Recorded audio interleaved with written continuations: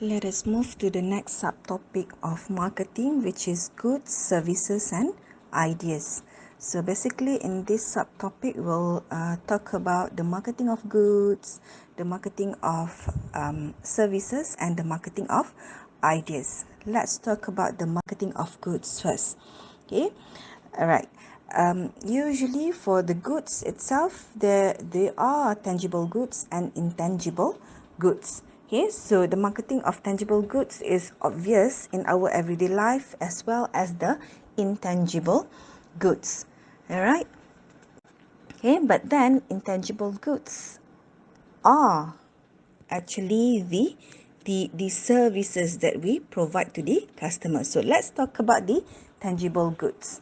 All right, who buy these tangible goods? There are two types of customers that will buy the tangible goods, which are the consumer. Okay, we are the consumer. All right, and those who buy the industrial goods. Okay. Let us move to the next subtopic of marketing, which is goods, services, and ideas. So basically in this subtopic, we'll talk about the marketing of goods, the marketing of services, and the marketing of ideas. Let's talk about the marketing of goods first. Okay, all right. Usually for the goods itself, there are tangible goods and intangible goods. Okay, so the marketing of tangible goods is obvious in our everyday life as well as the intangible goods. All right. Okay, but then intangible goods are actually the services that we provide to the customer. So let's talk about the tangible goods. All right, who buy these tangible goods? There are two types of customers that will buy the tangible goods, which are the consumer. Okay, we are the consumer. All right, and those who buy the industrial goods. Okay, so let's take a look at who what are the consumer goods. Okay, the consumer goods are the tangible goods that consumers may buy for personal use. All right. Okay, so usually for these consumer goods, they are ready for consumption and the satisfaction of human wants, such as clothing or food. All right. Okay. That's why these goods are also referred to as final goods or end products. So we as the end customer who will buy these consumer goods, who will buy these final goods or end products. Okay? So they are goods that consumers can typically find stock on store shelves. Okay? You go to Tesco, EconSafe, Speedmart, Park Grocer, Aeon Big, Aeon Mall, and any other shopping complexes or hypermarket supermarkets. Okay? So usually these consumer goods will be used at home, okay, at school or at work, okay, or it is for the recreational use or any other personal use. Okay, all right, and there are actually classified into 4 categories that we'll discuss in next few subtopics for this 4 classification of consumer goods. Right, let us talk about the second type of customer, who buy industrial goods. Okay, so what is this industrial goods? Usually industrial goods are based on the demand for the customer goods that help to produce. Okay, so physical items used by companies to produce other products. Okay, so they will not buy the final products, the final goods. They will not buy the end products, and they will buy for example, the raw materials to produce other product. So industrial goods are classified as either production goods or support support goods. Okay, so these production goods are used in the production of the final consumer goods or products that the consumer, the consumer that we talked about just now, the type of customer that buy the customer goods. Okay, so these industrial goods, okay, will produce that final products that will be purchased by the customer. All right. Okay. um Unlike consumer goods, okay, these industrial goods are purchased by general public. Okay, there are specific buyers of industrial goods. Okay, let me give you an example of a car manufacturers. Okay, they will purchase parts, okay, of the cars. Okay, and let's say they buy machinery, they buy steel, they buy plastic and whatsoever, and they will install the machinery, the parts, okay, and they will uh, sell the product, the end product, to the customers. All right. Okay, that is the industrial goods. Okay, so usually the industrial goods, if I can give another example of industrial goods, okay, they will buy, let's say, just now I talk about steel, plastic, they will buy surgical instruments, rubber, coffee bean.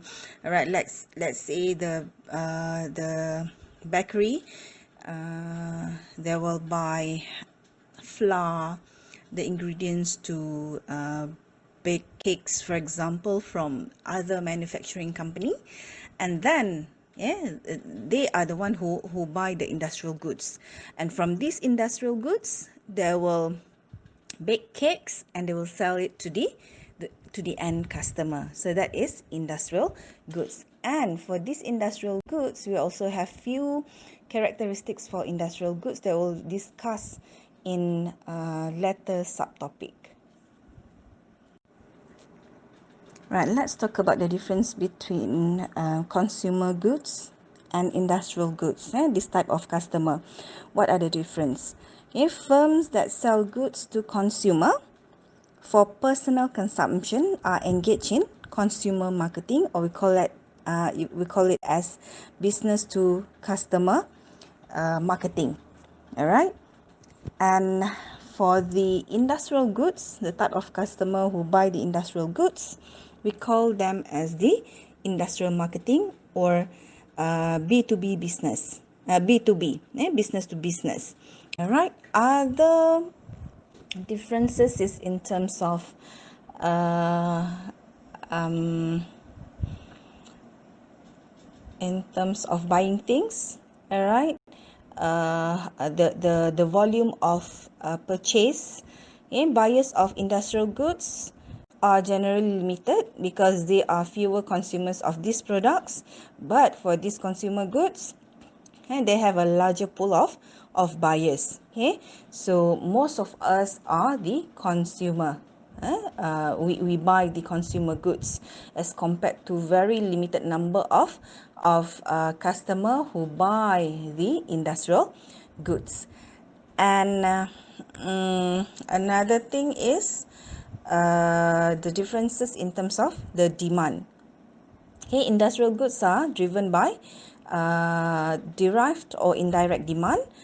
As compared to the consumer goods, it is a direct demand, okay, which results from the direct usage of a good or service. Okay, so that's the key difference of consumer goods and industrial goods types of customer.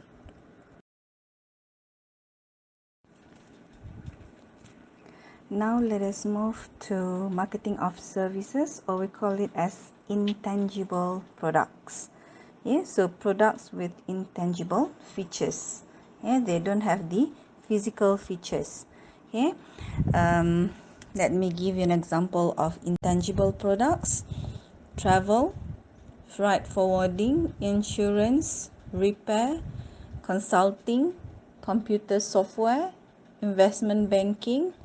Education is one of it. Okay, so we are now in this service marketing. All right, the intangible products. We are providing services to you, education services. All right, healthcare. What else?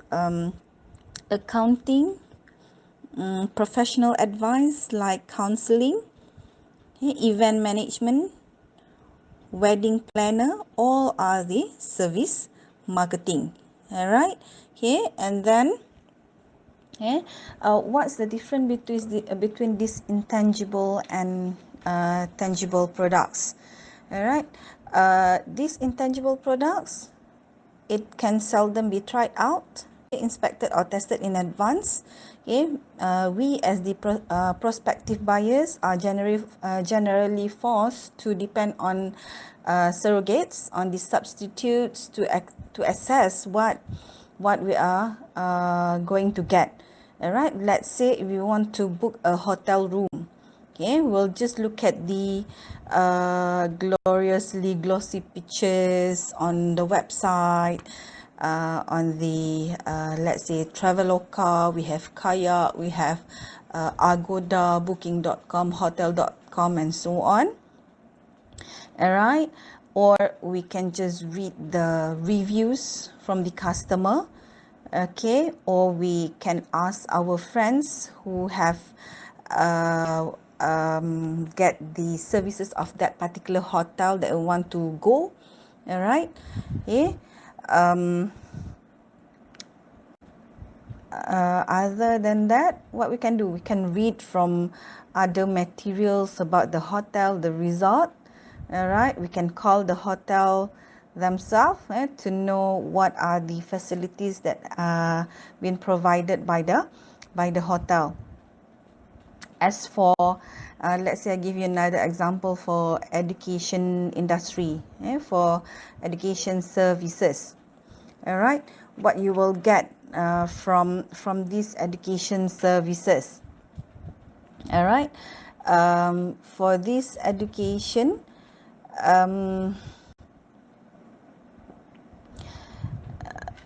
you will get the study consultation. Okay? It may be an excellent consultation, but if the delivery is poor, all right, the study will be viewed as having been badly manufactured. All right, it's a faulty product. Even though it is a services, we call it as a faulty product. Okay, so every services that we have, all right, usually it will go through the reviews by the customer, so that we'll know, okay, which one to get. All right, that is marketing of services. It is as important as the marketing of goods. All right, so marketing of services is as important as marketing of goods. Okay, let's talk about marketing of ideas. What is ideas? Ideas is actually an inspirational values. What comes into your mind? Okay, something to do with creating, designing a product, new design for clothes, for baju kurung, for example, for this Hari Raya, the theme for Hari Raya, new ideas on biscuits ingredients, for example, the ideas on starting a new business, what business they want to do during this Ramadan. What services that you want to provide to customers during this Ramadan. You want to be a runner, food runner, for example. All right, or any other ideas related to you want to gain money. Yes, so you don't have to be an entrepreneur to have a great idea for business, and you don't need to start a business to to to get a profit from a great idea. All right, or an awesome concept.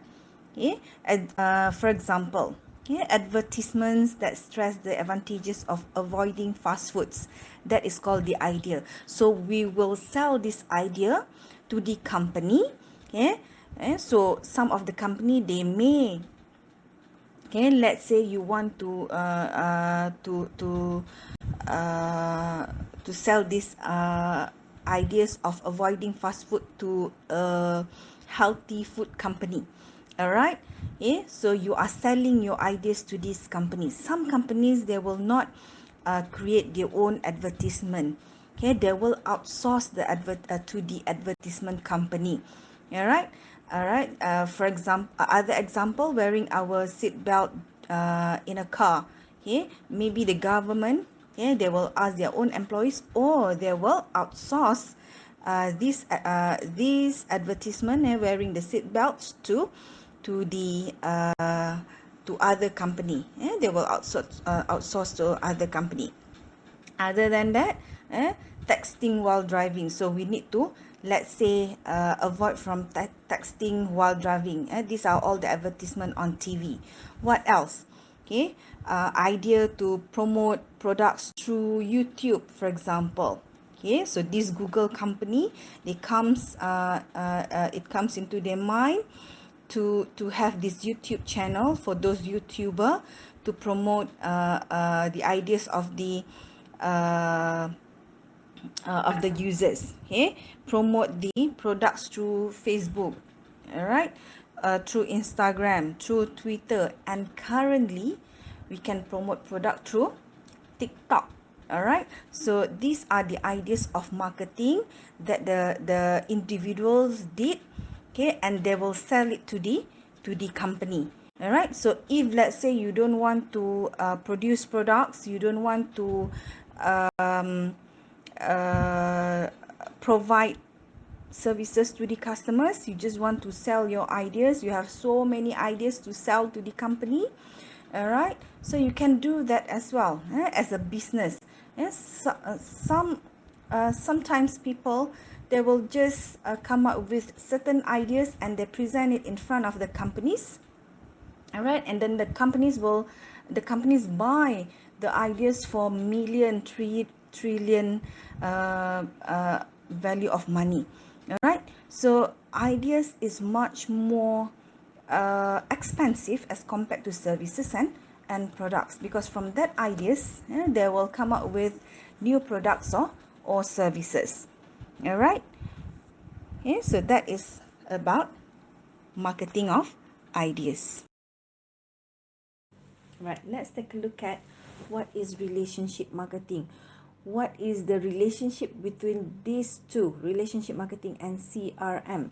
Relationship marketing is a marketing strategy that emphasizes, that focuses on building lasting relationships with customers and suppliers. If we are the end users, our suppliers are the retailers, the sellers. But if we are the B2B customers, business to business, and then our suppliers are the wholesalers, the retailers. All right, let's um, take a look at the relationship marketing between we as the end user, as end customer, and the suppliers are the retailers and the sellers. All right. Okay, so let's take a look at it. All right, so what is relationship marketing? It is actually a facet, a feature or characteristics of CRM, the customer relationship management, that focuses on customer loyalty. So we want to have a loyal customer. We want the customer to return to us, buying our existing product, buying our new products, right? And we want to focus on the long-term customer engagement rather than the short-term engagement. Short-term engagement, just like an individual sales. So we want more than that, more than the individual sales. All right, we want the customer to be loyal to us. Okay, they value our product. Okay, they feel satisfied when they buy our product, when they purchase our product, when they use our product. They have that emotional satisfaction with our product. Okay, so the goal is to create a strong, even emotional customer connections to a brand that can lead to ongoing business, that can generate the leads on the business. If free word of mouth promotion. What does it mean by word of mouth? All right, let's say when I bought a product, when I purchase a product, so I will tell my friends, I will tell my families that the product is good. Okay, you have to buy this product, you have to get the product, for example. So that is free word of mouth promotions.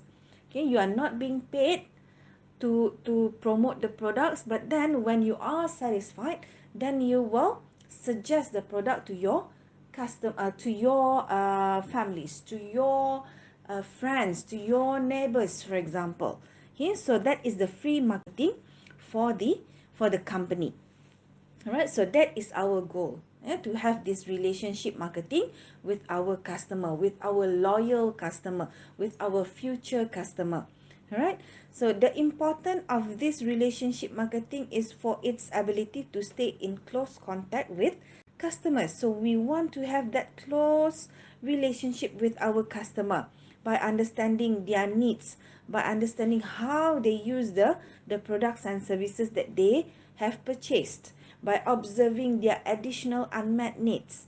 All right, so unmet needs, for example, if let's say we purchase a mobile phone previously, we don't have that so many features that like what we have currently.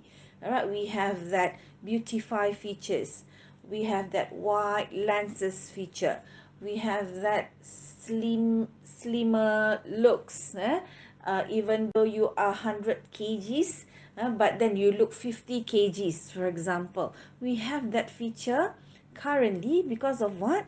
Because of this relationship marketing, in which the customer, they observe the additional unmet needs of the customers.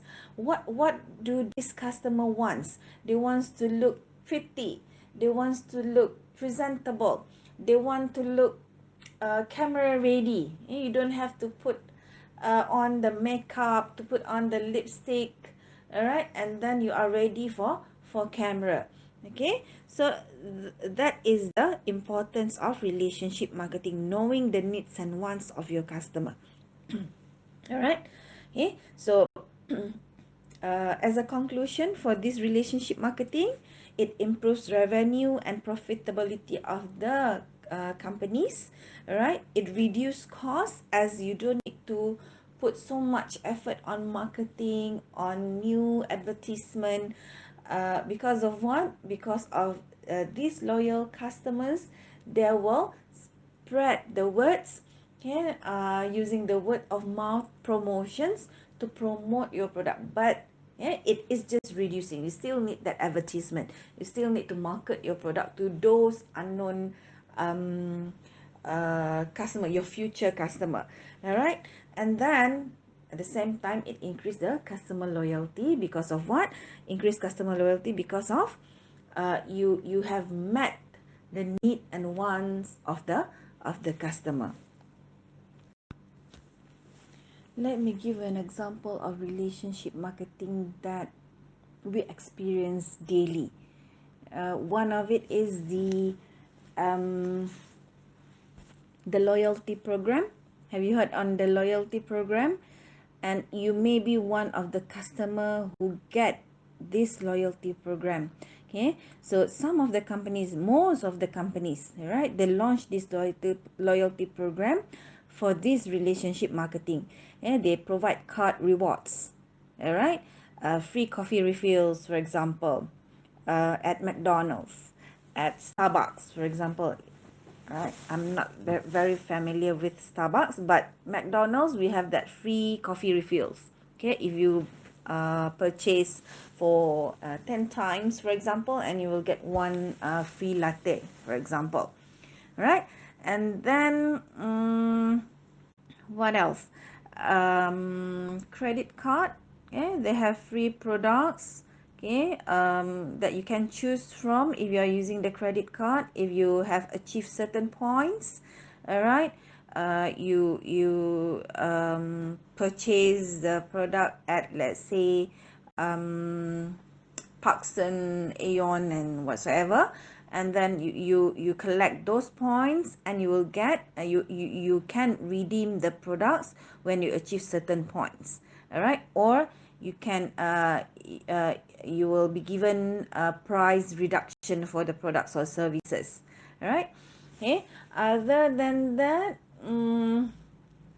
they may provide you with exceptional customer service. They will thanks the customer on social media post. Okay, all right. And maybe they provide you with the surprise gift card. Okay, and other than that, some of the companies, they might hold customer events to connect with customers and build a community. For example, Hari Raya is around the corner. There might be open houses. All right, but then it is still depending on our current status of COVID-19. But previous years, they will have this open houses, Hari Raya open houses. All right, especially the housing developer. All right, we do have it at McDonald's, okay, Proton, Perodua, and whatsoever. Yeah, they will the Honda, they will hold these customer events to get connected with the customers. Other than that, they might give you discounts or bonuses for long time or repeat customers. Okay, like Aeon Member Day, for example, or we have what do we have? Parkson Member Day, Sogo, for example, Member Card Day. Okay, so these are all the relationship marketing. Yeah, other than that, another one that shows the relationship marketing is this company, they solicit customer feedback from surveys, polls, phone calls, which can create a positive impression that customer opinions are valued. So we have so many relationship marketing that the companies already done, that they are still currently doing it, to get the loyalty of the customer.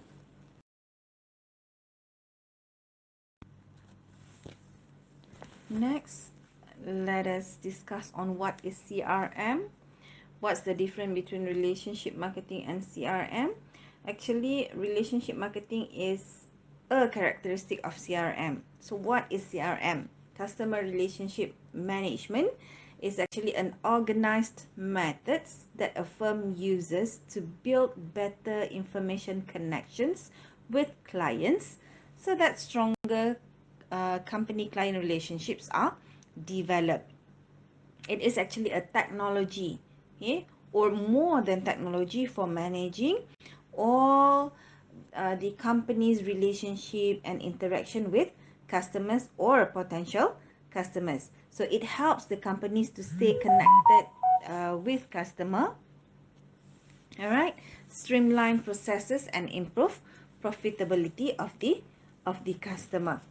Okay, so CRM, basically it helps to manage, all right, the information of the customer better, okay, so that stronger company client relationships are developed.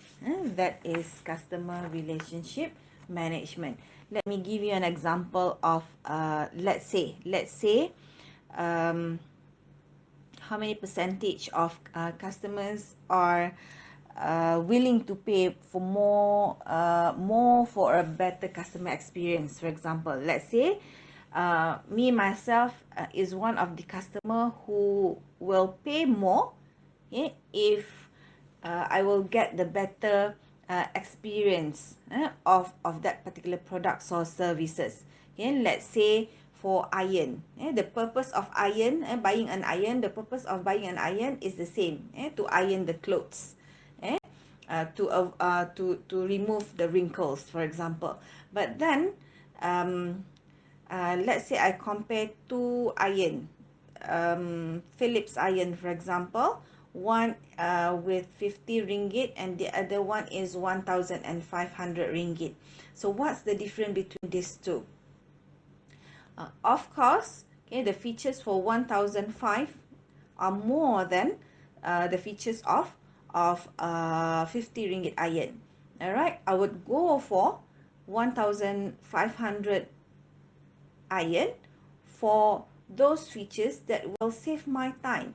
Okay, I can iron up to 7 layers of clothes, for example, of scarf. Okay, I can iron 3 to 4 scarf at the same time, 7 scarf at the same time, 2 to 3 school uniform at the same time, as compared to if I use the 50 ringgit iron. Okay, so I fall into that category. Okay, provided I have that money to buy that 1.5k iron. Okay, and then usually, through research, 1/3 of the customer will leave a brand they love after just one negative experience. So you have to get yourself up to date. You have to listen to your customers' complaint so that the product that you produced, okay, will minimize the negative experience of the customer. It is very important. Even though out of 10 experiences, 9 of them are positive experiences, only one is a negative experience. Okay, the possibility of that particular customer leaving the brand or the products is very high. Okay, so we need to look at the database, the system itself. What are the ones, the needs, what are the unmet needs of the customer.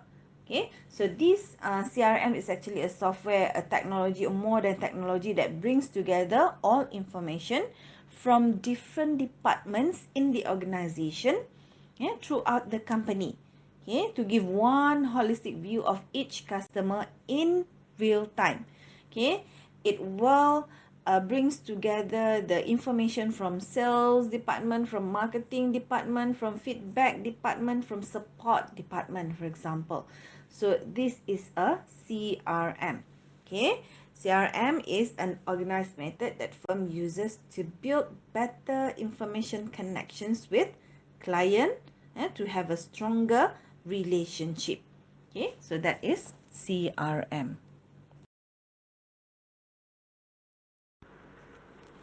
Next is on how the company collect data, assemble data, the information on customer. Okay, the detail of the customer, the preferences of the customer is through data warehousing and data mining.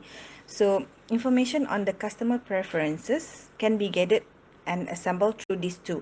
Okay, data warehousing and data mining. So what is data warehousing? What is data mining? What is the difference between those two? What are the differences between those two? And data warehousing is a process. It's actually a process of compiling and organizing data into one common database, or we call it as data warehouse. Okay, have you heard on data warehouse? Data warehouse is actually the repository to store data.